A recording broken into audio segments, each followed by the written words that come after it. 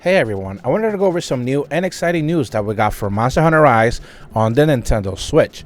And that's the fact that we got a couple of brand new developer campaign updates directly provided to us from the developers themselves in the official Monster Hunter Rise Twitter Japanese account, where since right around August they started this campaign where they pretty much were going to be taking screenshots of very specific areas in the game and providing us with a little bit of detail and ideas and a little bit of background as to how they came about, what developer insight was actually put into them, and essentially what they were trying to get accomplished for the players to experience as they reach any one of these different areas.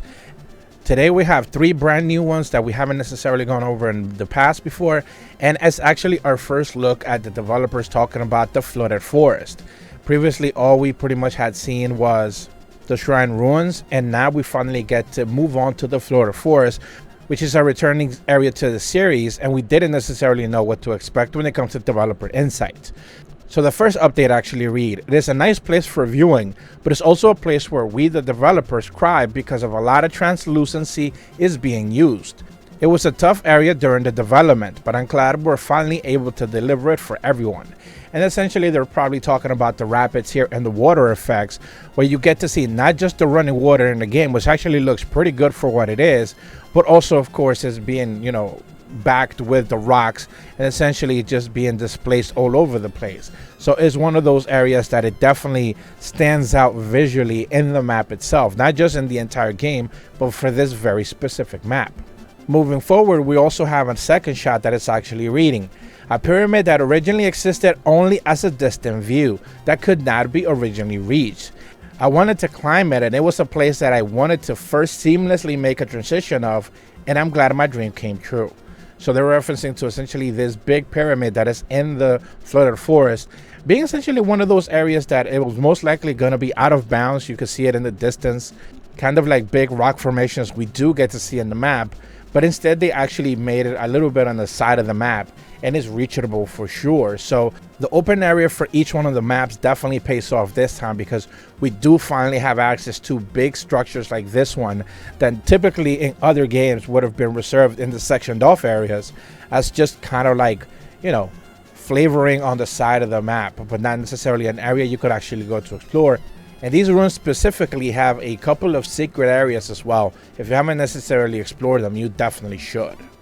The last update that they provided us with in the Flooded Forest for now actually reads, the pyramid in the evening is beautiful and the sunset is reflected on the surface of the water, which is very cool. It may be a rather rare place where you can actually see the water surface where the sunset is also being reflected at a very good angle. So while we don't necessarily have any developer insight specifically in this shot, they're just talking more about how actually they're happy with the way that it actually looks.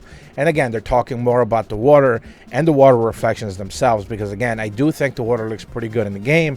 And, they seem to be very proud of the development work that they were actually able to accomplish with this very specific map, which again, is very much covered in water specifically. So unlike many of the other maps that are more land focused, this one definitely has that definite good mixture of water and land areas for sure.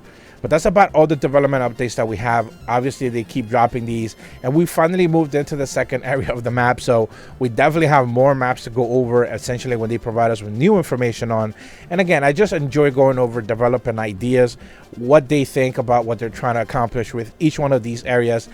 Because think of it this way, every single area and every single map is not just there for sakes. There's always a designer choice as to why things are the way they are. So it's always good to know, at the very least I think is good to know, as to why the decisions were made. But that's about all the information I have for you guys today. If you're brand new to my channel, be sure to leave a like and subscribe, hit the bell to receive notifications when the videos go up, and as always, thank you so much for watching. See ya.